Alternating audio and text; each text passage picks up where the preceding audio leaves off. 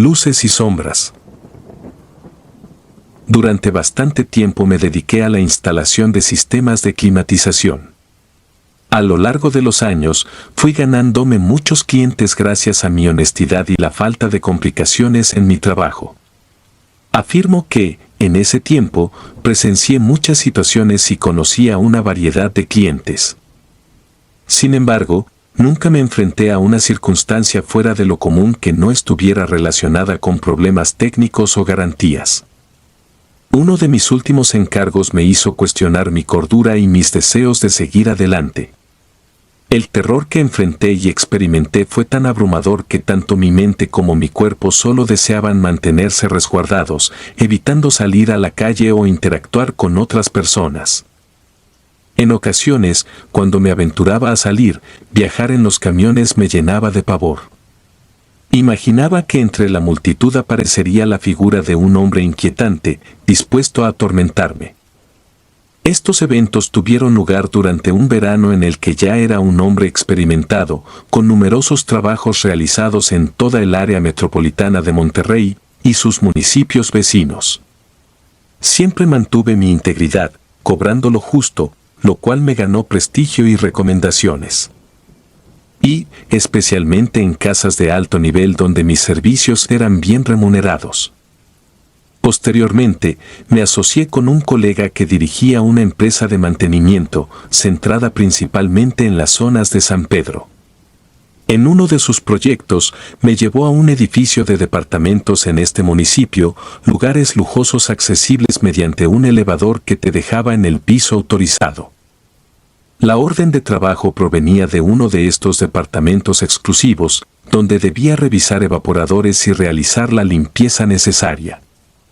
Mientras me dirigía al lugar en la camioneta, mi colega me llamó y, después de proporcionarme detalles, mencionó algo que no parecía fuera de lugar, pero su voz y risa nerviosa indicaban que algo no estaba bien. Y me advirtió que debía ser cauteloso con el cliente, independientemente de lo que viera. No debía dejar el trabajo a medias y, sobre todo, no debía abordar a las personas que vivían allí con preguntas indiscretas. Estas instrucciones me las tendría que comunicar a un asistente que encontraría en el lugar. Pero, a pesar de las advertencias, no podía evitar pensar que el cliente era alguien especial. Sabía cómo tratar y dejar satisfechos a sus clientes. Confiaba en que todo saldría bien. Al llegar al edificio, la seguridad era notablemente estricta. Pues, para acceder al vestíbulo de los ascensores, debía subir por uno de servicio, aunque en esa ocasión solo llevaba mi caja de herramientas y una hidrolavadora. Cuando me dieron el paso, al indicar el piso al que iba, los guardias me miraron en silencio durante un momento. Finalmente, uno de ellos habló: «Vas con el señor Ezequiel. Ten cuidado, amigo. Pues, ese señor es especial. Por favor, no lo mires al rostro y no hagas tonterías. Atiende a su asistente, él te proporcionará todo lo que necesites», comentó el guardia, mostrando cierta tensión. Esta fue la segunda advertencia sobre ese hombre, ahora identificado como Ezequiel. Y lejos de pensar algo diferente, inicialmente asumí que era una especie de magnate con millones almacenados, algo excéntrico, como todos los residentes de esos departamentos, cada uno ocupando un piso bastante grande. Al entrar en el ascensor, que me llevaría al destino, sentí de inmediato una incomodidad que causó un ligero vértigo. Esta sensación me obligó a sujetarme de uno de los barandales. Rápidamente temí enfermarme, lo cual me inquietó. El ascensor, completamente de acero brillante, a excepción del techo, con luces LED intensas. Reflejaba todo el interior en reflejos difusos, sombras y luces que creaban formas extrañas, mezclándome con ellas de manera desconcertante. Mirar mi rostro en una de las paredes fue una experiencia difícil de explicar. Pues, pude notar que algo estaba mal. Por un breve momento, mis ojos me engañaron en el reflejo. Durante unos segundos, percibí la presencia de más personas detrás y sobre mí. No podría decir con certeza, así que cerré mis ojos para evitar ver, sintiendo la vibración del elevador al subir, respiré hondo y volví a mirar. Estaba solo, confirmado por el reflejo. Esta situación me puso algo tenso, incapaz de describir lo que sentí. El nerviosismo ya me estaba afectando y aún no alcanzaba el piso de Ezequiel. Cuando se abrió la puerta del ascensor, ingresé a un vestíbulo. Y frente a mí, una imponente puerta de ébano labrada con figuras extrañas se abrió con un rechinido. Una anciana de ojos grises y acento extranjero me invitó a entrar y esperar al asistente. Mis ojos se asombraron no solo por el lujo excesivo, sino también por la oscuridad reinante. Todo estaba a media luz, con grandes ventanales cubiertos por cortinas gruesas, impidiendo la entrada de luz. La única luminosidad provenía de candiles a media potencia y numerosas velas, creando un ambiente inquietante. El olor que impregnaba el lugar me recordó a las herboristerías de los mercados. No lograba identificar el aroma, pero era penetrante. Y mientras avanzaba por el costoso piso de mármol, noté que los muebles y la decoración parecían antiguos, algo fuera de lo común. Estatuas con cuerpos humanos y cabezas de animales, cuadros religiosos representando seres horribles en conflicto con lo divino, y muchas otras cosas provocaron un vacío en mi estómago, generando náuseas y dolor de cabeza. Era algo completamente distinto a lo cotidiano, algo que solo se veía en las películas. Mientras aguardaba la aparición del asistente, permanecí inmóvil, con la firme determinación de no tocar nada y evitar cualquier rotura accidental por mi torpeza. Mis pensamientos se centraban en ello cuando divisé frente a mí una gran pintura de apariencia antiquísima, del tipo que se encuentra en iglesias, representando el sufrimiento y éxtasis de los mártires al recibir la divinidad. Sin embargo, esta obra era completamente opuesta, retratando personajes oscuros, cuyos ojos reflejaban odio y maldad, destacándose sobre el fondo negro y castigando a lo que parecía ser la humanidad, siempre bajo sus pies. Una de estas pinturas captó intensamente mi atención, un retrato en el centro de aquel vasto espacio. Así que, movido por la curiosidad, me acerqué para examinarlo detenidamente. Era la imagen de un hombre de edad avanzada, con un aspecto y una mirada feroz. Al observar con detenimiento, parecía que sus ojos escudriñaban el alma, independientemente de cómo te movieses. La pintura tenía un efecto peculiar, sus ojos parecían vivos, con un brillo especial que noté al mirar detenidamente. En breves instantes, percibí un leve movimiento que erizó mi piel, inquietándome profundamente. Extendí la mano para comprobar que era solo una pintura, y en ese momento, una voz aterciopelada me habló. «No la toques. Vale más de lo que te imaginas», dijo el asistente del señor Ezequiel. Era un hombre bien vestido y peinado hacia atrás, que nunca reveló su nombre. Me miraba con recelo e impaciencia, quizás por mi atrevimiento. Y antes de que pudiera saludar o disculparme, me indicó seguirlo para mostrar el lugar donde trabajaría.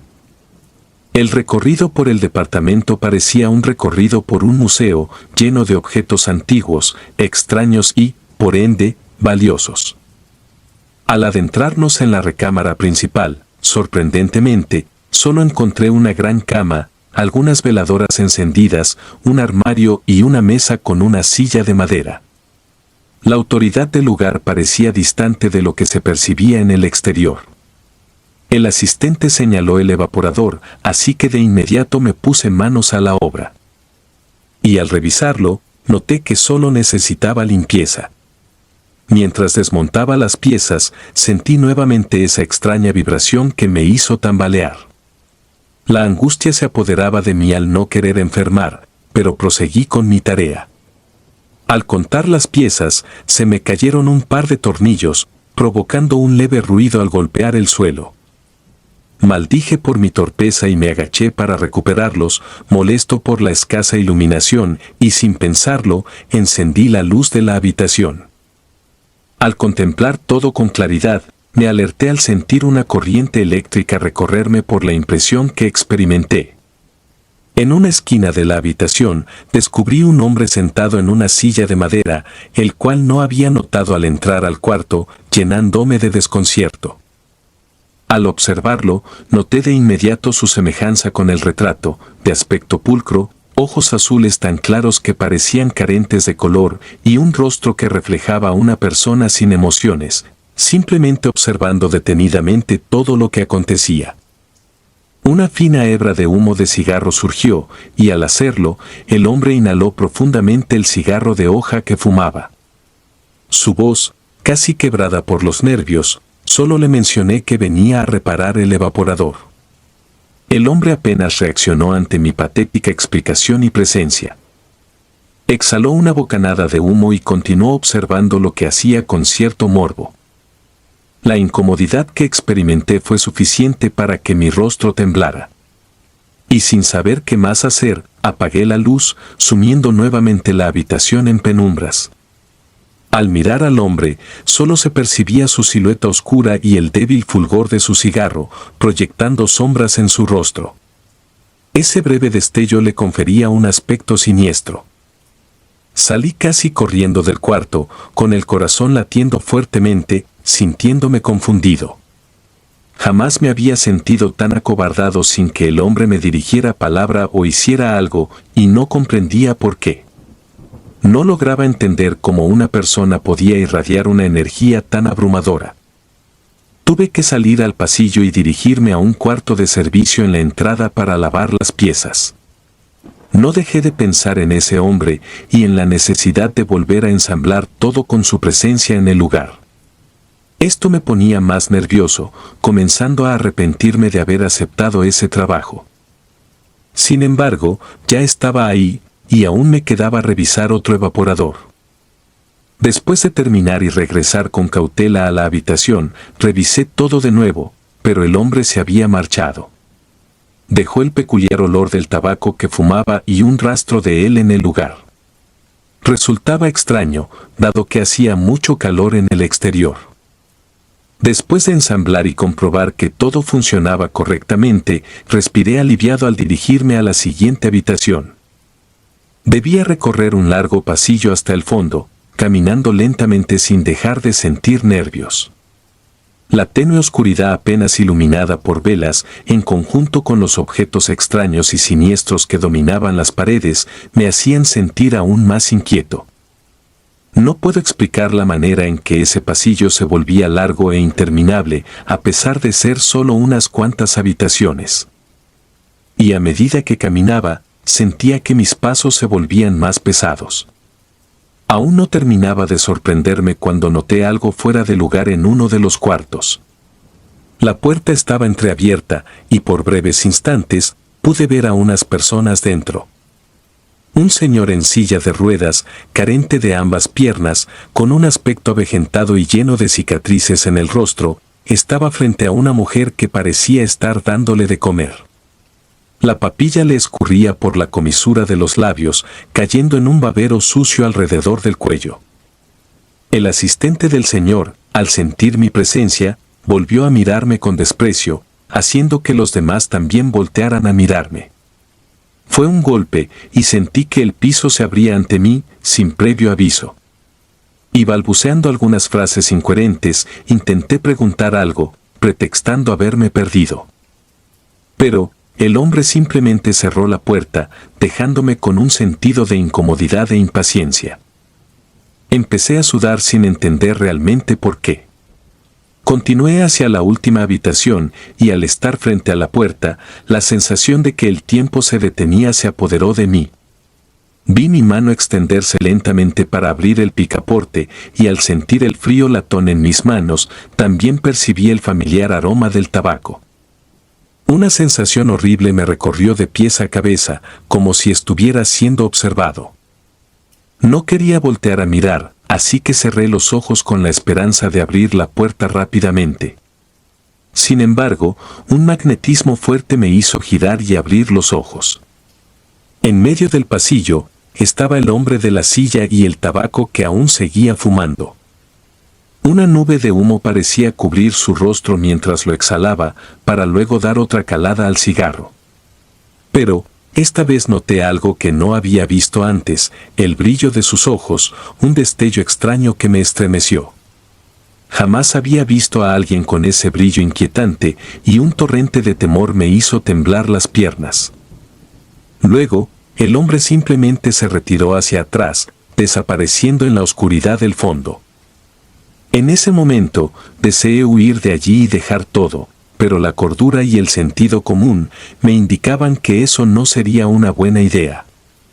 Pues, tenía la certeza de que, abandonar la tarea a medias no solo causaría problemas en mi trabajo, sino también por otras razones que me impulsaron a revisar el evaporador rápidamente. Al entrar en esa habitación, fue como adentrarme en un mundo aún más extraño que el pasillo. Todo estaba sumido en la penumbra, no solo por las cortinas negras que cubrían las ventanas y las paredes, sino por una luz tenue que apenas iluminaba el lugar. Solo había un pequeño foco encendido que apenas alumbraba algo, y me di cuenta de que estaba rodeado de una tela negra. No había camas, mesas ni muebles, solo una silla al fondo y una especie de perchero en la esquina. El evaporador estaba en la única pared que no tenía tela en medio de todo eso, encendido indicando la temperatura más baja posible. Sin embargo, en la habitación se sentía aún más gélido, lo confirmé con el medidor de temperatura que llevaba, marcando 10 grados, algo inusual para un equipo de esa dimensión. Revisé superficialmente, sin adentrarme en un mantenimiento profundo debido a mi ansiedad por terminar. Mi miedo era palpable mientras intentaba apresuradamente realizar mi tarea. La habitación, envuelta en ese ambiente extraño, me hacía sentir más incómodo con cada segundo que pasaba. Pues, a pesar de que el evaporador indicaba que estaba funcionando a la máxima capacidad, la temperatura gélida persistía, creando un ambiente inusualmente frío. Mis manos temblaban mientras revisaba el equipo de manera superficial, evitando adentrarme en un mantenimiento más profundo. El medidor de temperatura seguía marcando esos sorprendentes 10 grados, como si estuviera atrapado en un frío extremo. La ansiedad por terminar rápido se apoderaba de mí, y mi mente estaba llena de pensamientos perturbadores sobre lo que podría encontrarme en ese lugar. De repente, un sonido tenue rompió el silencio de la habitación. Y al girar la cabeza, noté que provenía de la silla al fondo. Para mi sorpresa, había alguien sentado allí, una figura apenas distinguible en la penumbra. Era un hombre de aspecto anciano, pero sus rasgos estaban ocultos en la sombra. Mi pulso se aceleró, y una sensación de incomodidad se apoderó de mí. Sin decir una palabra, el anciano señaló hacia el evaporador con una mano temblorosa. Su gesto parecía indicar que quería que continuara con mi trabajo. Y a regañadientes me obligué a volver a concentrarme en la tarea, tratando de ignorar la presencia misteriosa que ahora observaba mi labor desde la distancia. Mientras trabajaba, la temperatura de la habitación parecía descender aún más y la penumbra se volvía más densa. El pequeño foco emitía una luz titilante, creando sombras inquietantes que se movían en las paredes. La sensación de que algo estaba mal se intensificaba con cada minuto que pasaba. De repente, el anciano habló con una voz suave pero llena de gravedad. Sus palabras eran incomprensibles, como si pertenecieran a otro tiempo o a una lengua olvidada. Traté de no prestarle atención, enfocándome en mi tarea, pero la incomodidad persistía. La situación se volvía más extraña y desconcertante a cada momento, y el deseo de abandonar esa habitación se apoderaba de mí. Sin embargo, la sensación de dejar el trabajo a medias tendría consecuencias indeseadas, por lo que me mantenía atado a esa situación surrealista. Mi miedo era tal que hacía todo rápidamente y con torpeza, lo que llevó a un movimiento brusco que me hizo perder el equilibrio y caer de espaldas sobre la negra cortina que cubría algo en la pared. Durante mi caída, la preocupación y el terror aumentaban. pues el momento caótico se desplegó al intentar aferrarme a la cortina. Al descubrir lo que intentaba ocultar la tenue luz de la habitación, reveló la siniestra figura de un ser horrendo. Con cuernos, cola entre patas, con pezuñas y una forma que evocaba lo fálico. La impactante escultura me dejó atónito. A los lados, otras figuras similares agregaban a la extrañeza. La necesidad de levantarme y huir dominó mis pensamientos, pero solo pude rogar que nadie hubiera escuchado mi caída. Recolocar la cortina se convirtió en una tarea eterna en la desesperación, con la angustia de que alguien pudiera entrar en cualquier momento. Mis nervios me jugaron una mala pasada, desencadenando un latido fuerte en mi corazón. Las figuras horribles parecían escudriñarme con sus miradas y además de eso, percibí otra presencia, invisible pero aterradora. Estas sensaciones me mantenían al borde del llanto, pero tenía que mantener la calma. Coloqué la cortina y comencé a contar mis pertenencias, preparándome para marcharme y dejar atrás esa experiencia desconcertante. Y justo cuando pensaba que la pesadilla había terminado, ocurrió lo impensable. Pues, antes de abandonar el lugar, una voz profunda y cavernosa resonó en el aire, diciendo palabras que helaron mi sangre: «No te vayas». Una sensación de parálisis se apoderó de mí y a pesar del frío, comencé a sudar. Temía girarme y enfrentar lo que me aguardaba. Finalmente, reuniendo el coraje necesario, me volví lentamente para encontrarme con el hombre del cigarro. La luz centelleante de su cigarrillo revelaba sus ojos, carentes de emoción pero cargados de una energía poderosa. La atmósfera se volvía cada vez más tensa, como si estuviera a punto de desencadenarse algo insondable. La situación era surrealista y mi mente intentaba procesar lo que estaba sucediendo. Mis sentidos estaban alerta, pero mis emociones estaban a flor de piel. La mirada sin emociones del hombre del cigarro se mantenía fija en mí, mientras la luz centelleante de su cigarrillo arrojaba sombras inquietantes en su rostro. «No te vayas», repitió la voz profunda, resonando en la habitación como un eco inquietante. Y a pesar de mi temor, mi curiosidad se mezclaba con la adrenalina que recorría mi cuerpo. Me quedé allí, en un impasse entre el miedo y la incertidumbre, esperando alguna explicación. El hombre del cigarro se adelantó lentamente, su figura imponente proyectando una sombra alargada en la pared. Cada paso que daba resonaba en la habitación, aumentando la tensión en el ambiente. Finalmente, rompió el silencio con una revelación sorprendente. «Sé lo que buscas», dijo en un tono grave. Mi mente dio vueltas, tratando de comprender a qué se refería. Sin embargo, antes de que pudiera articular una pregunta, continuó con una narrativa que desafió cualquier lógica convencional.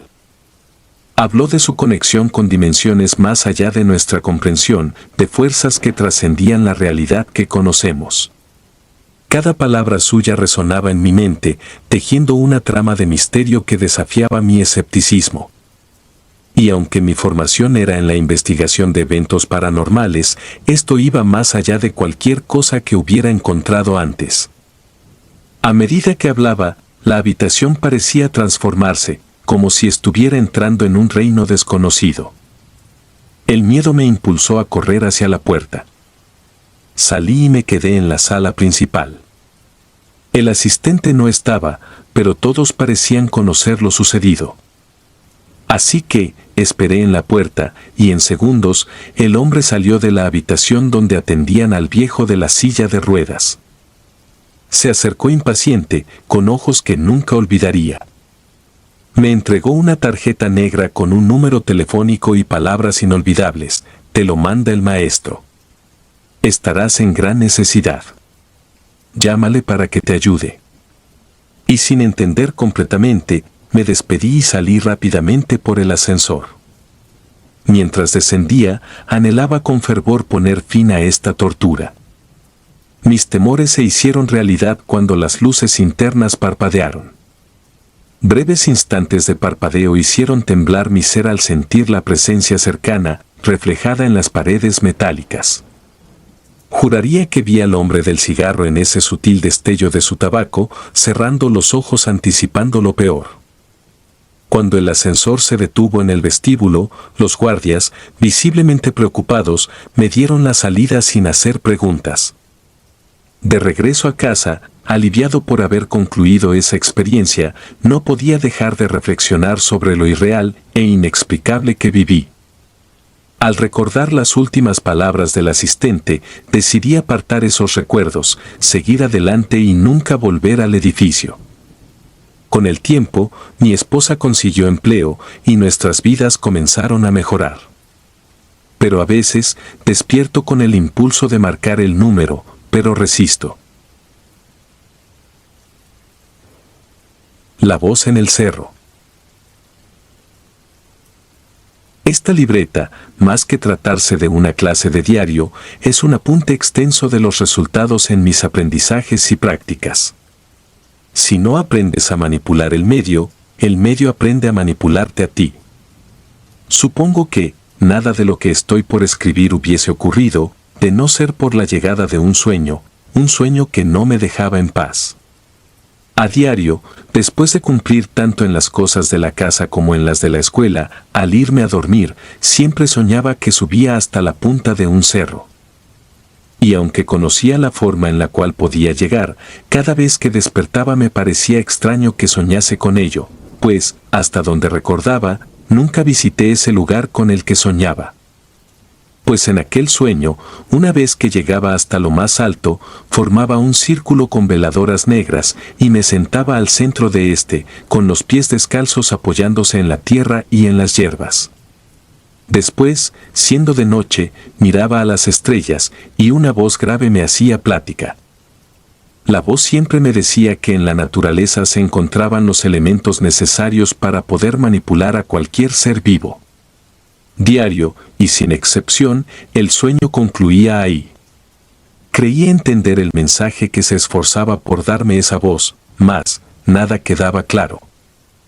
A pesar de que iba a la escuela, nunca fui una persona de muchos amigos, además, casi todos se quejaban de mi carácter. Por lo que, no tenía a alguien de confianza con quien hablar sobre el extraño sueño. Y en casa, con mi familia entregada al catolicismo, las pláticas moralistas eran las mismas de siempre, sobre la mesa. Para ellos, todo se trataba de un absurdo pecado o una blasfemia. En el caso de mi sueño recurrente, tan pronto como se los mencioné, mis padres señalaron que estaba siendo víctima de la tentación de Satanás, el ángel caído. Para que estos guardaran la calma, les recordé a José el Soñador, conocido dentro del Antiguo Testamento por sus visiones y predicciones por medio de sueños. De forma irracional, tanto ellos como mi hermano mayor, Ulises, terminaron señalándome de blasfema, y me aconsejaron que fuera a confesar, para limpiarme de pecado. Desde que les hablé de mi sueño, mis padres me siguieron satanizando por estos en los siguientes días. Y en cuanto a Ulises, no paraba de asegurar que yo me lo estaba inventando todo, con tal de llamar la atención. Para que mi mente quedara supuestamente libre de ocio, mi madre me enseñó a preparar guisados más difíciles, para luego servirlos a la hora de la comida. Al principio, aquella actividad de la cocina pareció algo disfrutable de llevar a cabo. Sin embargo, sin darme cuenta, de un día a otro, pasé de ser la persona que limpiaba y cocinaba de vez en cuando, a ser yo la única en hacerse cargo de todas las tareas. Y como si con lo anterior no hubiese sido suficiente para detestar mi rutina diaria, mis padres decidieron que el dinero que invertían en los estudios de mi hermano y yo, se iría todo para la carrera de Ulises. Y de ahora en adelante, lo único con lo que podía aspirar era con aprender a cocinar, para al menos saber cómo alimentar a una familia. Sin desearlo, y sin que me lo consultaran, la cocina se convirtió casi en mi primer hogar. Mi hermano ya no hacía nada más que estudiar, pues mamá defendía que sus manos no estaban hechas para las actividades de mujeres. Mientras tanto, mis padres podían leer por horas su Biblia o mirar la televisión, y me parecía injusto que el cocinar ahora me correspondiera solo a mí. pues tenía apenas 16 años y ya debía resignarme a ver la mayoría de mis sueños hechos trizas. En una de nuestras forzadas visitas a la iglesia, mis padres me ordenaron que, antes de volver a casa con ellos, me fuera a confesar con el sacerdote Abraham y le hablara de aquel sueño. Y sin tener otra opción más que agacharme y obedecer, en cuanto mi familia se marchó, le confesé al sacerdote mi sueño recurrente y la extraña necesidad que me surgía el poder llevarlo a cabo. Además, le aclaré que, si estaba en confesión, fue porque así lo quisieron mis padres, mas no porque yo realmente sintiera la necesidad de hacerlo. Después de oírme hablar acerca de mi sueño y la voz en este, el sacerdote Abraham exclamó con molestia, que lo que me hacía falta era pasar más tiempo de rodillas ofreciendo rezos a Dios, que haciéndome ideas inútiles en cuanto a rituales herejes.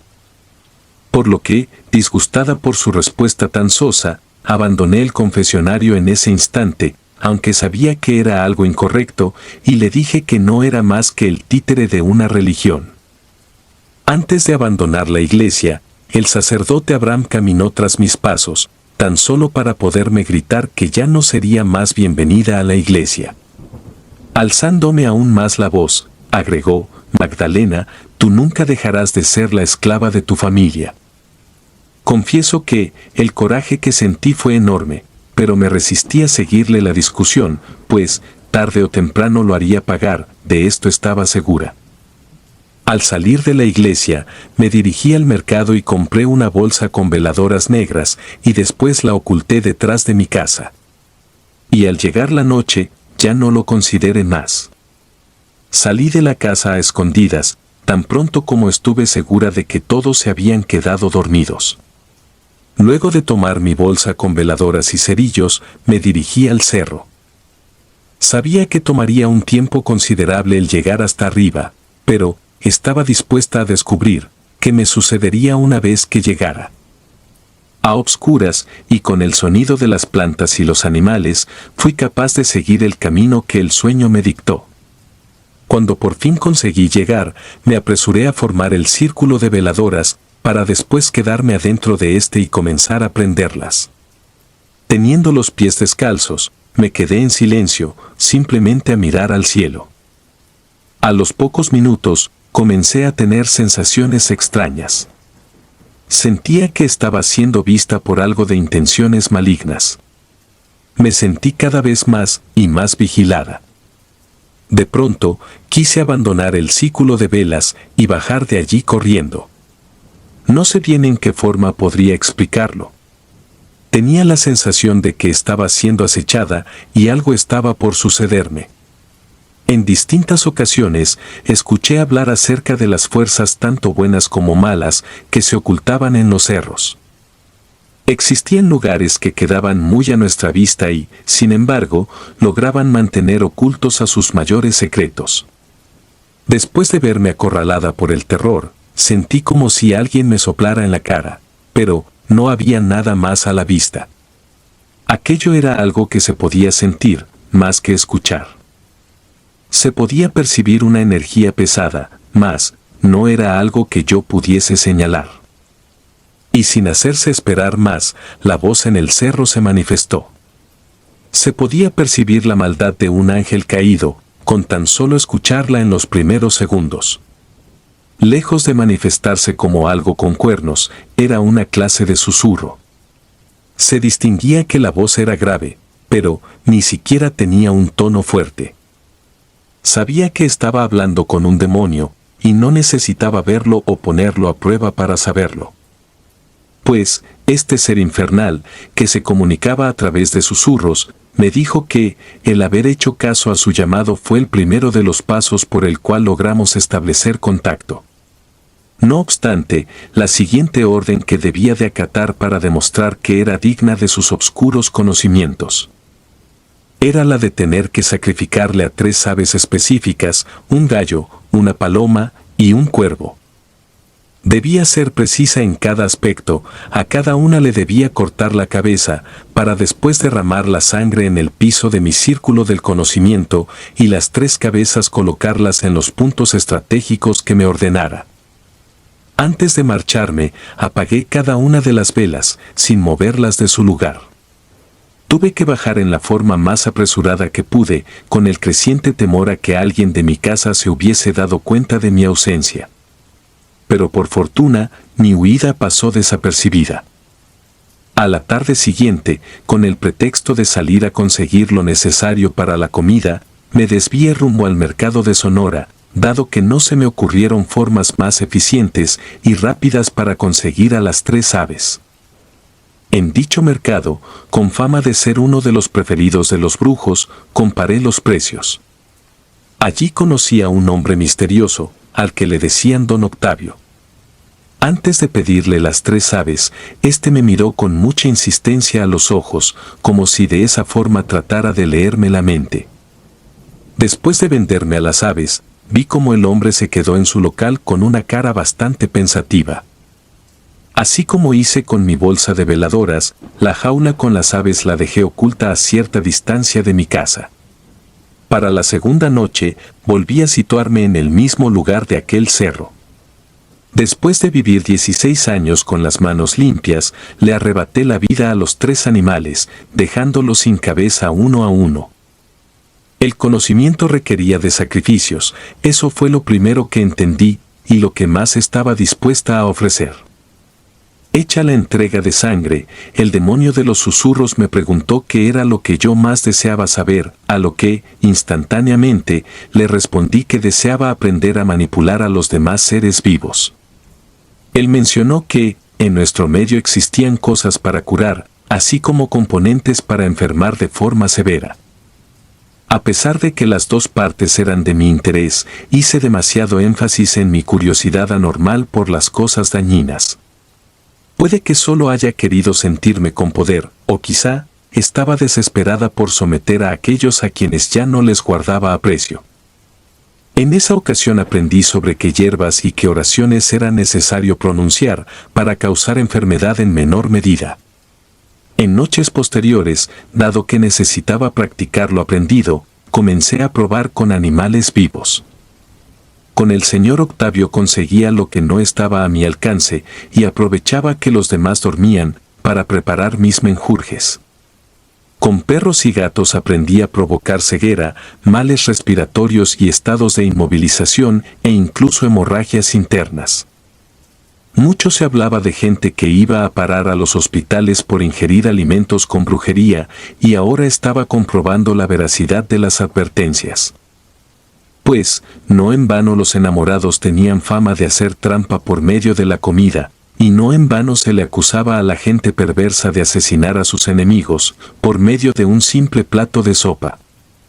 Pareciera estar oculto, pero lo cierto es que en donde quiera que se busque acerca de la comida embrujada, los resultados por encontrar son extensos y ni siquiera hay un alto nivel de dificultad para llevarlos a cabo. Durante un amanecer, en el cual regresaba con sigilo a la casa, enfrenté serios problemas en casa. Mis padres me levantaron la mano, porque Ulises me acusó de haber salido por la noche. Y como castigo, dijeron que ahora me mantendrían vigilada por las noches y verían en qué manera mantenerme más ocupada en la cocina. Cerrando con el escandaloso regaño, mi padre me ordenó que me apresurara a servirles el desayuno. A pesar de estar tirada en el piso y con todas las amenazas encima, reí en mi interior como nunca antes. Y pensé, si el desayuno quieren que les haga, entonces el desayuno es lo que haré. Y por suerte para mí, en una bolsa de mi ropa aún cargaba con algunas de las hojas con las que había estado practicando, y ya sabía cuáles eran las palabras indicadas para dañar a alguien por lo menos durante una semana.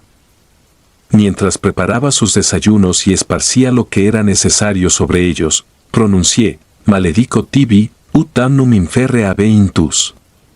Lo que significaba, te maldigo, para que causes daño desde adentro. Preparados los alimentos, me senté con mi familia a desayunar, mostrándome tranquila. Y antes de que llegara el atardecer, tanto mis padres como mi hermano se quejaron de tener fuertes dolores de estómago. De pronto, sus dolores evolucionaron a ganas de vomitar y fiebres, al punto en que no tuvieron de otra más que permanecer postrados en cama. Por ser yo la única que seguía en perfectas condiciones, no tardaron en culparme. Recuerdo a mi madre, como con su débil y temblorosa voz, decía que yo no conocía de piedad, ni tampoco de remordimiento. Y para ser honesta, no sentí que debiera de arrepentirme, solo hacía que se tragaran sus palabras. Y después de descubrir por mí misma lo simple y grato que resultaban los resultados en las personas, decidí que estaba lista para probar con pociones más severas e impensables en cuanto a los daños. Volviendo al cerro, consciente de que el resto de mi familia luchaba por sobrevivir al mal intestinal que les causé, le cuestioné al demonio de mis enseñanzas acerca de cuáles eran otras formas de hacer un daño mayor. El demonio de los susurros me habló sobre el empleo de las cenizas de los muertos. Me explicó que, sin importar el fallecido, el polvo de muerto sucumbía siempre a las órdenes del vivo.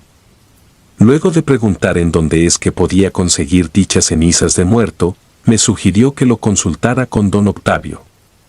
Parecía que, a pesar de encontrarse en lo más alto del cerro, aquel demonio ya me tenía vigilada. Al día siguiente, tal y como me lo aconsejó, fui de nuevo a buscar a don Octavio. Sin mucha reserva, le comenté sobre las cenizas que necesitaba y le pregunté si de casualidad sabía en dónde podía encontrarlas.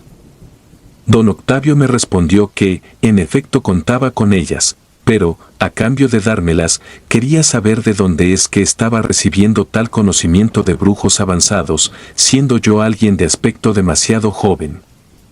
Y aunque al principio me sentí un tanto insegura de comentárselo, le hablé sobre la voz en el cerro y las cosas que había estado aprendiendo.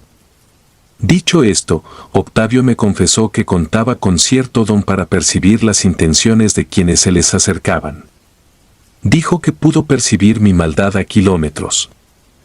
Además, me platicó que él también conocía suficiente en cuanto a la voz del cerro. Pero, hizo una pausa para hacerme un par de advertencias.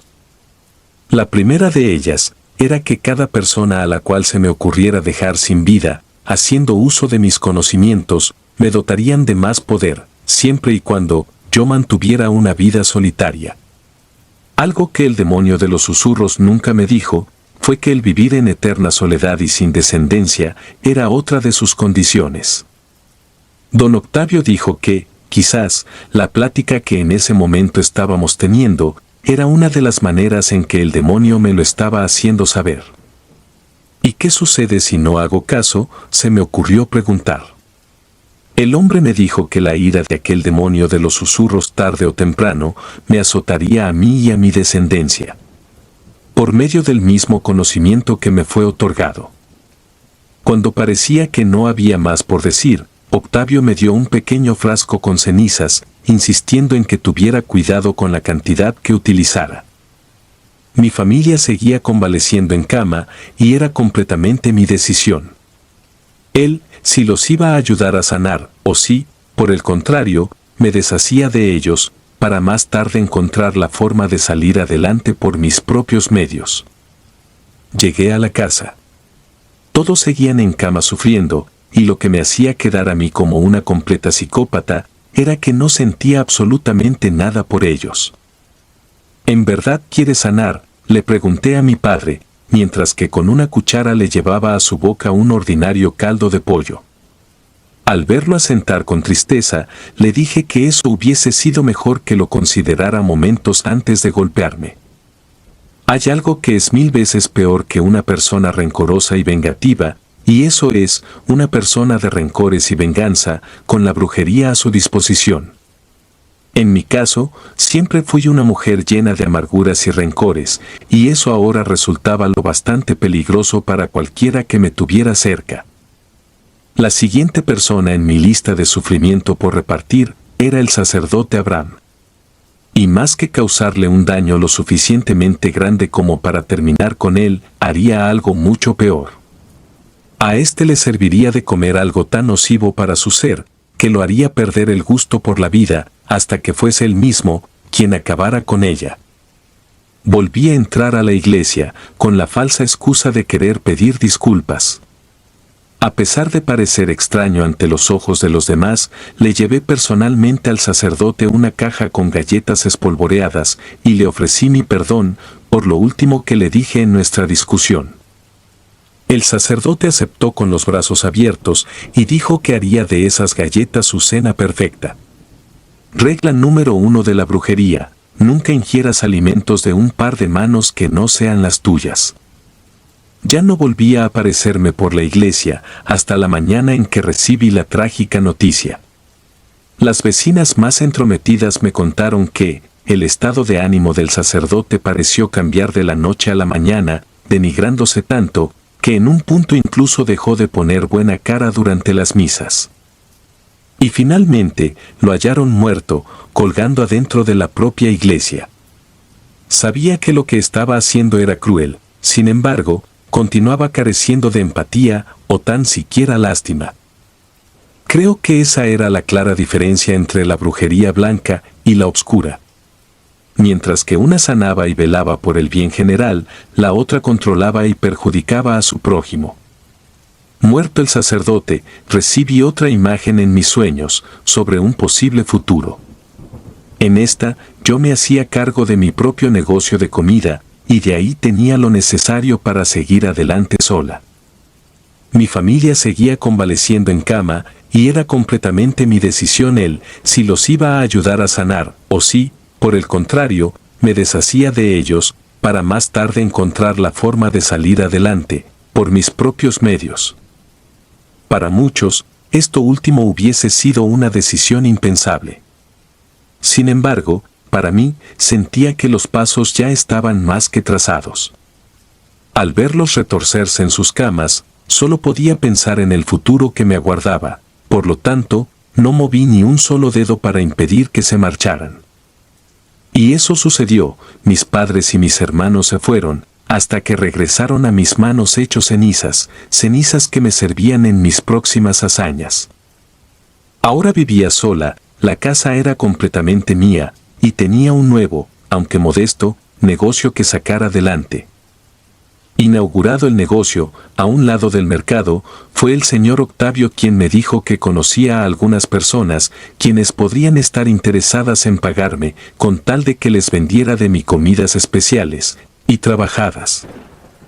A poco menos de medio año de emprender en el negocio de la comida, recibía a dos clases de clientes, los que venían por comida ordinaria y aquellos que me pedían algún amarre o sopa para la pobreza, o inclusive tés especiales para interrupción del embarazo. Ese era mi segundo negocio secreto. La gente de malas intenciones era más que aquella de corazones nobles. Trabajando en mi nuevo local de comida, fue que conocí a Agustín, y por primera vez en mi vida, quise utilizar la brujería para provocar cosas agradables en un tercero. ¿Cuál es su postre favorito?, le pregunté. Dígamelo, y yo aquí se lo preparo.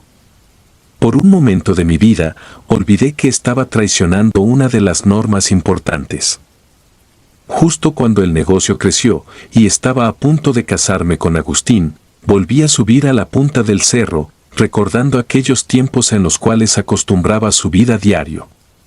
Pues, ahora, ya no lo hacía, más que pocas veces al mes. Voz del cerro, ¿por qué quieres que me quede sola y que nunca tenga hijos?, le pregunté. A lo que me respondió, porque los hijos siempre representan el dolor y la agonía de sus padres. Mira lo que tú has hecho con los tuyos. El demonio de los susurros se hallaba molesto, de eso estaba segura. Y antes de marcharme, lo oí decir que me aproveché de su sabiduría, pero que llegaría el día en que lo lamentaría y me haría quedar ciega, completamente ciega. Un día, siendo ya una mujer casada y con mi primer hijo en camino, subí al cerro y ya no pude escuchar más a esa voz, así que supuse que ahora era alguien indigna. A partir de sus últimas palabras, mi siguiente sueño recurrente era uno en el cual abría los ojos y entonces no podía ver nada en lo absoluto. Alguien o algo me había dejado ciega.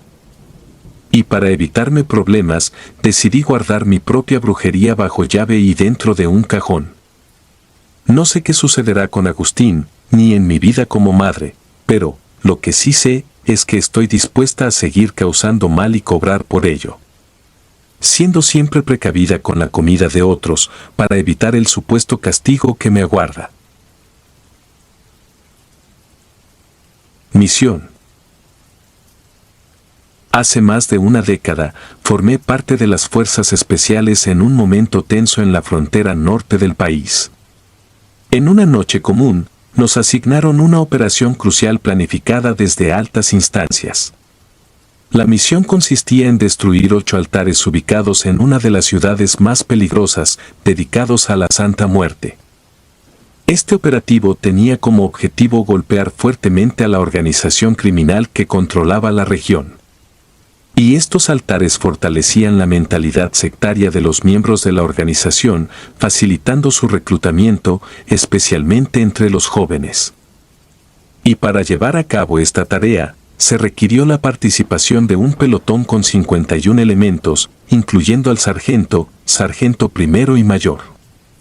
Nos organizamos en 4 escuadrones, cada uno con un vehículo, preparados para capturas masivas de mercancía y desmantelamiento de los puntos más críticos. Este ataque masivo obligaría a la organización criminal a desplegar a toda su fuerza en un enfrentamiento estratégico, permitiéndonos actuar en los altares sin mayores complicaciones. Llegamos al primer altar minutos antes de las 11 de la noche, tallado en el tronco de un árbol de tonalidad gris oscuro, aparentemente cubierto de ceniza, aunque no lo estaba. El altar se encontraba en una brecha frecuentada por la organización criminal, conectando la carretera nacional con un rancho. Aseguramos el perímetro, y la orden era clara: destruir los 8 altares en menos de 3 horas. El mayor, sin embargo, decidió tomarnos hasta las 4 de la mañana para garantizar un trabajo meticuloso. En este primer altar, logramos completar la tarea sin detenidos ni bajas enemigas. La operación transcurría según lo planificado, con detalles cuidadosos en el tallado de la Santa Muerte, indicando que habían contratado a un profesional. Esta gente se tomaba en serio sus rituales y oraciones a la Santa Muerte. Notamos algo extraño en el árbol donde estaba tallada, rodeado por cadenas sujetas a placas de cemento en la tierra. Pensábamos que lo mantenían así para evitar daños por tormentas u otras eventualidades. Me acerqué al altar y escuché susurros, como si el árbol me hablara. Y antes de tocarlo, el sargento me recordó la orden de no tocar nada, pero llevábamos herramientas para desmantelar altares. Con mazos, rompimos las placas de cemento, las cadenas se soltaron y surgió un ruido extraño del interior del árbol, golpes y quejidos. Por lo que confundidos, el sargento sugirió amarrar las cadenas a los vehículos y jalar el árbol. Mientras agachaba para tomar una cadena, noté que el árbol se movió unos centímetros hacia atrás, confirmado por el arrastre de la cadena. Otro compañero lo vio también. Al levantarme, vi la cara de la Santa Muerte mirándome, generando una extraña sensación de ansiedad y taquicardia, algo nuevo para mí. Y a pesar de ello, sujetamos las cadenas a los vehículos y tiramos el árbol, destruyendo el altar y todo lo que lo rodeaba. Con motosierras, dividimos el tronco en 3 partes. El mayor nos ordenó hacer un agujero en la figura de la Santa Muerte, revelando huesos humanos. Finalmente, bañamos todo en gasolina y prendimos fuego, asegurándonos de que las llamas consumieran todo antes de irnos. Continuamos por la brecha hasta llegar al rancho, donde enfrentamos enemigos previstos gracias al trabajo de inteligencia. Aunque el rancho era extenso, nuestro enfoque estaba en la casa y su patio interno, donde se encontraba el segundo altar. Rodeamos la casa con vehículos y entramos. Contrariamente a mis expectativas de una casa de seguridad con cámaras y documentos, encontramos esquinas llenas de ropa manchada de sangre, figuras extrañas en las paredes y objetos peculiares colgando del techo. Incluso pasamos por una habitación que parecía haber sido el escenario de un exorcismo, pero el tiempo limitado nos impidió investigar más a fondo estas perturbadoras escenas. Todo el grupo nos reunió en el patio interno, donde una imponente escultura de la Santa Muerte se alzaba, alcanzando casi 10 metros de altura. Junto a ella, una mujer con la cabeza inclinada, vestida con una túnica negra y sosteniendo un crucifijo entre las manos, rezaba en silencio. Decidimos detenerla, y mientras yo y otro compañero nos acercábamos para esposarla, la mujer interrumpió sus plegarias. Al poner mi mano en su hombro, dejó de rezar y giró hacia nosotros. Su semblante era inquietante, con ojeras pronunciadas y una delgadez extrema, como si llevara tiempo sin probar alimento ni descansar. Sin oponer resistencia, la llevamos al vehículo de nuestro escuadrón.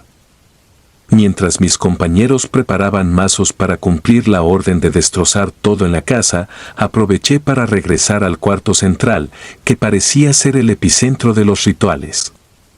La escena era extraña, con masas de concreto, sangre en las paredes y diversas imágenes de santos católicos, como San Juditas, San Benito y vírgenes. Resultaba sorprendente encontrar tales elementos en un lugar que albergaba una gigantesca escultura de la Santa Muerte. Tras destrozar todo, al salir, escuché pasos que resonaban como zapatos de tacón. A pesar de la prisa por salir, no encontré a nadie. Luego, una voz femenina pronunció mi nombre, desconcertándome, ya que ni mis compañeros conocían mi nombre. Al girarme, vi a una mujer vestida de blanco, delgada y descalza, con rasgos faciales inhumanos. Perplejo, observé cómo la mujer se desvaneció cuando un compañero pasó corriendo entre nosotros. Al reunirme con los demás junto a la gigantesca estatua, decidimos utilizar explosivos para derribar la escultura de la Santa Muerte, ya que de lo contrario nos llevaría demasiado tiempo con mazos. La detonación hizo que la escultura se desplomara, rompiendo muros y fragmentándose. Antes de partir, repetimos el procedimiento del altar anterior, esparcimos gasolina y prendimos fuego. El siguiente altar se encontraba a orillas del río. Dejamos el rancho y avanzamos por el bulevar hasta llegar a una brecha que nos llevó hasta la orilla del río. Siguiendo el curso del agua, llegamos al siguiente altar. El aspecto del altar parecía bastante sencillo, de hecho, se lo señalé al sargento primero en ese momento. La prisionera rió ante mi observación y al dirigirme a ella para preguntarle sobre la causa de su risa, respondió con un peculiar silbido que interpreté como una burla hacia nosotros. El sargento, con escasa paciencia y nula tolerancia, le ordenó callarse, advirtiéndole que no habría otra oportunidad. A pesar de la advertencia, la mujer continuó silbando, lo que llevó al sargento a propinarle un fuerte culatazo que la dejó inconsciente. Permanecimos dentro de los vehículos, aguardando la orden del mayor para descender. El mayor nos instruyó por radio a echar un vistazo al otro lado del río, donde notamos la presencia de personas encapuchadas que parecían conocer nuestro propósito. El sargento primero solicitó permiso para abrir fuego de disuasión, pero el mayor no lo autorizó, indicando que debíamos asegurar nuestros rostros y prepararnos para una posible emboscada. Finalmente, dio la orden de descender. El altar en cuestión resultó ser simple, piedras medianas apiladas formaban la estructura, con una gran piedra como mesa. Sobre esta última se disponían velas con la imagen de la Santa Muerte y en el centro un atrapasueños. Aunque podríamos haber destruido fácilmente el altar con unas cuantas patadas, el mayor nos prohibió tocarlo. El tiempo transcurría y nuestra exposición aumentaba, convirtiéndonos en blanco fácil para un posible ataque. El terreno elevado sobre nosotros y un puente a menos de 1 kilómetro representaban riesgos potenciales. El mayor se comunicó con el sargento y el sargento primero, ordenándoles que lo ayudaran a derribar el altar. Esta decisión desconcertó a todos los elementos, pero obedecimos. Una vez que el altar yacía en el suelo, procedimos a quemarlo antes de regresar a nuestros vehículos y retirarnos. Curiosamente, le pregunté al sargento primero sobre lo sucedido, cuidando mi tono ante la delicadeza de dirigirme a un superior. Él solicitó al compañero que estaba en la posición más elevada que nos contara lo ocurrido. El compañero explicó que extrañas siluetas negras, como sombras, emergieron de los matorrales y se aproximaron al fuego. Este relato me provocó un escalofrío y el sargento primero añadió que el mayor tenía experiencia en situaciones extrañas. Habiendo tenido éxito en una operación similar en Ciudad Juárez hace muchos años atrás. Sin entrar en detalles, nos indicó que el siguiente altar se encontraba en una escuela secundaria abandonada después de un enfrentamiento que resultó en la muerte de civiles, incluyendo alumnos y maestros. Mientras nos acercábamos, nos encontramos con patrullas de la policía estatal. Les ordenamos detenerse, ya que la orden del gobierno federal era clara, solo el ejército debía intervenir, ninguna otra fuerza armada podía estar en las calles. Tras detenerse, cuestionamos su presencia y explicaron que un comandante les había informado sobre nuestra llegada y que estaban allí para ofrecer apoyo, ya que la colonia era conocida por ser conflictiva. El mayor se comunicó con el comandante y confirmó que no había ningún problema. El sargento les dio indicaciones y continuamos hacia la escuela secundaria en el centro de la colonia. Las calles eran peculiares y quizás habríamos tenido dificultades para llegar si no fuera por la intervención de la policía estatal. Al llegar, algunos de ellos abrieron el portón, mientras otros recibían instrucciones del mayor. Un policía se acercó al sargento primero y le expresó que, con todo respeto, debíamos ser rápidos, ya que la muerte residía allí. Estacionamos los vehículos en las canchas y descendimos para revisar minuciosamente cada salón en busca del altar. La escuela constaba de 3 bloques de 2 plantas cada uno, con otras áreas adicionales. Cada escuadrón se dispersó para investigar diferentes secciones. No puedo olvidar que el lugar estaba impregnado de un olor nauseabundo, una mezcla desagradable de casas y carne en descomposición. Mi escuadrón, asignado a explorar las áreas no destinadas como salones, ingresó a la cafetería. Con linternas, notamos a una mujer de espaldas en un rincón. Pero, al intentar comunicarnos con ella, no reaccionó. Nos acercamos lentamente y uno de los elementos avanzó directamente hacia ella. Sin embargo, cuando intentó sujetarla, la mujer desapareció, dejándonos perplejos. En ese momento, los elementos que permanecieron en los vehículos nos informaron por radio que había personas, o más bien, fantasmas, dentro de las instalaciones. El campo primero de nuestro escuadrón les respondió que no eran personas, sino fantasmas, y que ya nos habíamos encontrado con uno de los vehículos. De manera seria, nos informaron que los fantasmas que ellos veían llevaban armas, poniéndonos a todos en alerta. El mayor nos ordenó abandonar el lugar hasta encontrar y quemar el altar, neutralizando a cualquiera que no fuera de nuestro grupo. En ese momento, se desató el enfrentamiento. Ya nos estaban esperando adentro para emboscarnos. Mi primera impresión fue que los de la policía estatal estaban con ellos, pero al salir de la cafetería hacia una bodega, vi que las patrullas de la policía estatal entraron a toda velocidad, cubriendo nuestros vehículos. Estaban ahí para ayudarnos. El sonido de los disparos complicó nuestra búsqueda del altar.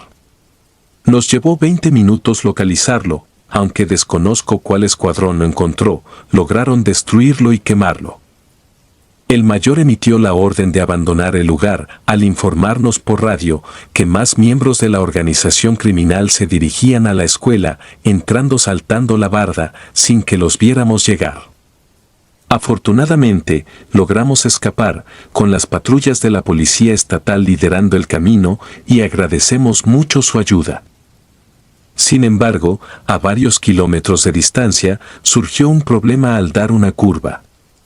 Una persona se atravesó frente al vehículo en el que yo iba, y la arrollamos. Rápidamente nos detuvimos. La persona resultó no ser un civil, sino miembro de la organización criminal con tatuajes distintivos, un arma corta y un colgante de la Santa Muerte. Uno de los elementos, el mismo que intentó agarrar a la mujer fantasma, imprudentemente intentó quitarle el collar de la Santa Muerte al arrollado. Y al hacerlo, sus ojos se pusieron en blanco, lo apartamos y arrastramos lejos. Aunque el elemento volvió en sí, estaba aterrado y, gritando que la muerte venía por nosotros, se pegó un tiro, dejando una escena impactante con sangre en nuestros uniformes. El mayor intervino, recordándonos que el operativo debía continuar y que detenernos sería en vano. Así que, nos reincorporamos y el mayor solicitó a la policía estatal llevarse el cuerpo del elemento, quedándose ellos en el cuartel. Regresamos a los vehículos y nos dirigimos al quinto altar. Durante el camino, la mujer detenida despertó y se quejó de dolor de cabeza por el golpe. En ese momento, reveló algo: el caballo blanco solo se manifestaba cuando ella estaba cerca. El sargento primero amenazó con otro golpe si no guardaba silencio absoluto, y la mujer dejó de hablar. Finalmente, llegamos al quinto altar, ubicado en una colonia en las afueras del monte, debajo de un puente que cruzaba un arroyo. Afortunadamente, la ciudad atravesaba una temporada muy seca en ese entonces, y el altar, aunque no impresionante, presentaba la Santa Muerte dibujada sobre el cemento, en estilo graffiti.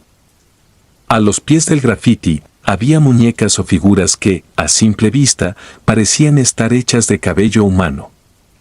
A unos metros de distancia, notamos una alcantarilla abierta, lo cual nos pareció extraño, especialmente porque estaba ubicada dentro de un arroyo. El mayor ordenó utilizar la alcantarilla, y el elemento encargado informó que no era muy profunda, con un máximo de 4 metros y luego giraba.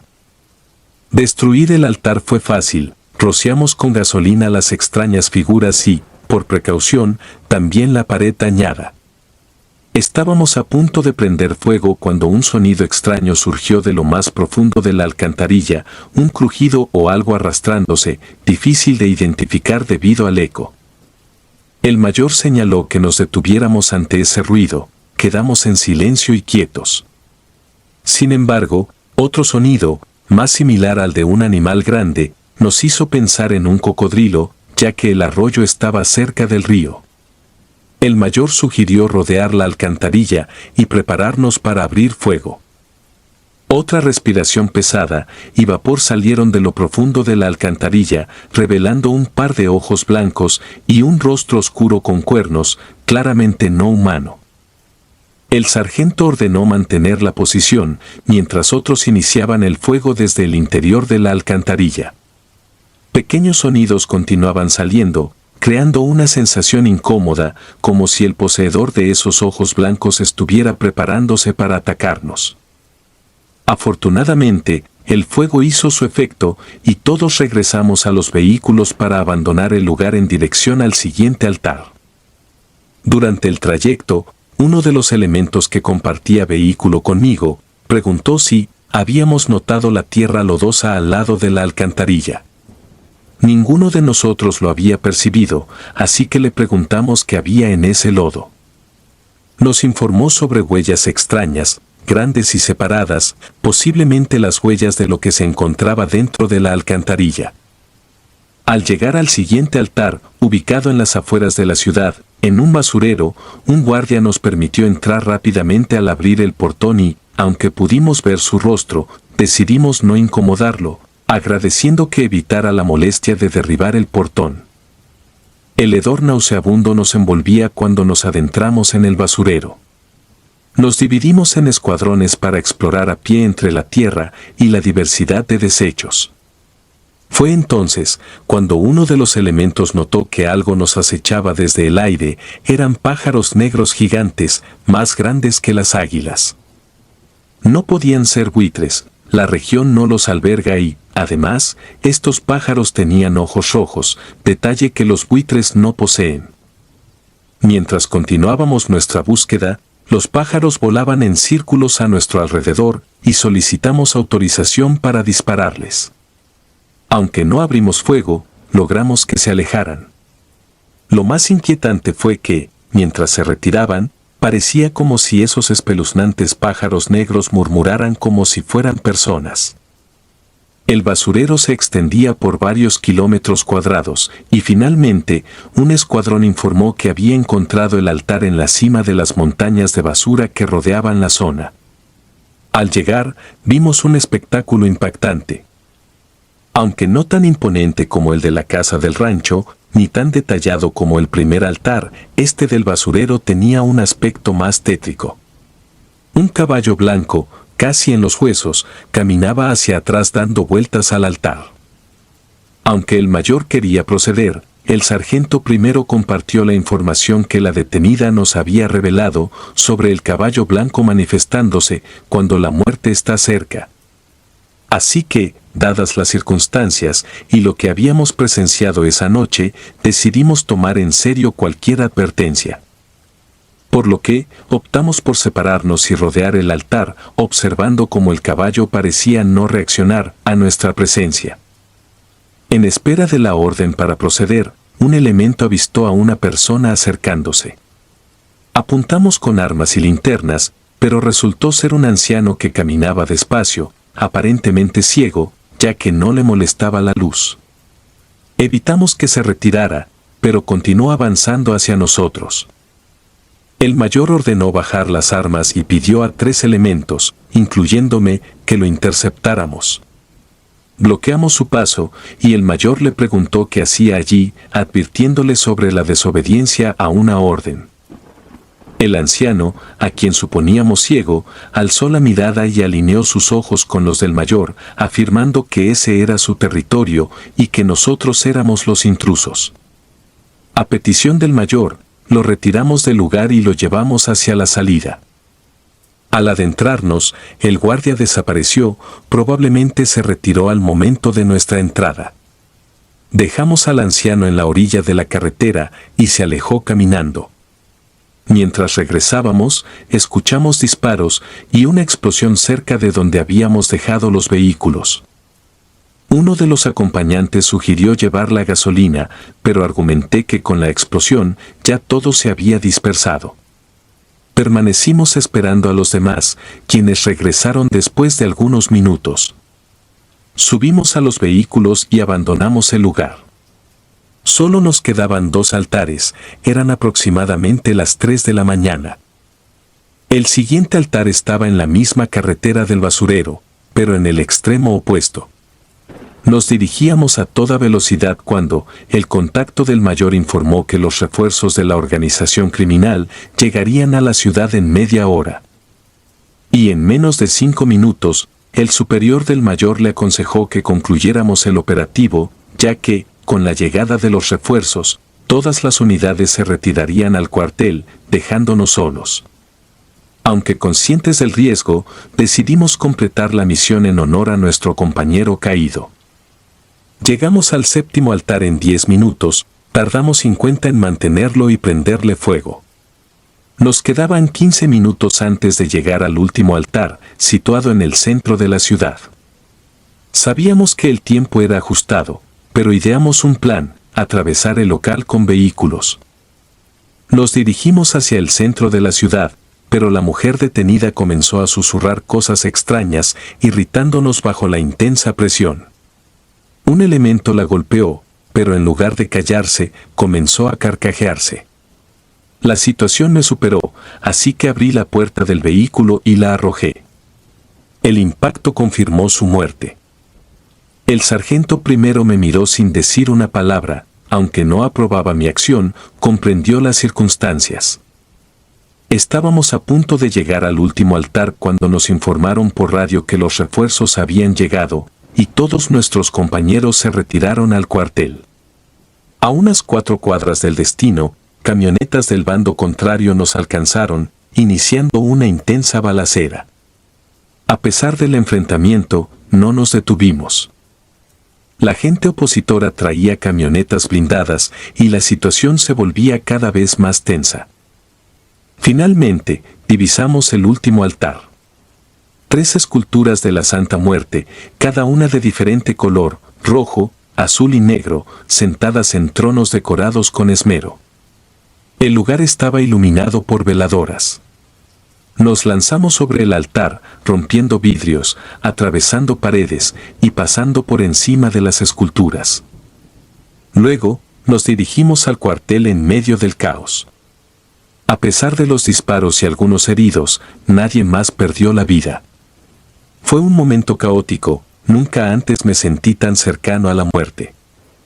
Al llegar al cuartel, todos ya sabían que habíamos perdido a uno, aunque no entendían completamente cómo sucedió. Nos presentamos ante el superior del mayor, compartiendo la verdad. Descansamos mientras el mayor preparaba su informe. En última instancia, todo salió relativamente bien. Salimos de la ciudad y tras la exitosa operación, la organización criminal se desmoronó gradualmente. La destrucción de sus altares los afectó profundamente. Muchos que se consideraban invencibles perdieron esa sensación de fortaleza. En cuestión de meses, sufrieron bajas significativas, se enfrentaron a capturas cruciales y la organización se fragmentó en dos grupos que se debilitaron mutuamente. Con el tiempo, la organización criminal desapareció por completo. No entiendo el fervor hacia la Santa Muerte. Después de presenciar horrores aquella noche, queda claro que no debe tomarse a la ligera. Aunque nunca le pediré nada, sé que la Santa Muerte no es algo para hacer el bien. Esa noche, cobró la vida de uno de mis compañeros del pelotón, una experiencia que jamás olvidaré. Si disfrutas de los relatos, te invitamos a apoyarnos con un like y un comentario, ya que eso nos ayuda muchísimo. Además, si aún no estás suscrito o suscrita, te animamos a formar parte de la comunidad del terror. Muchas gracias por escucharnos y por tu apoyo.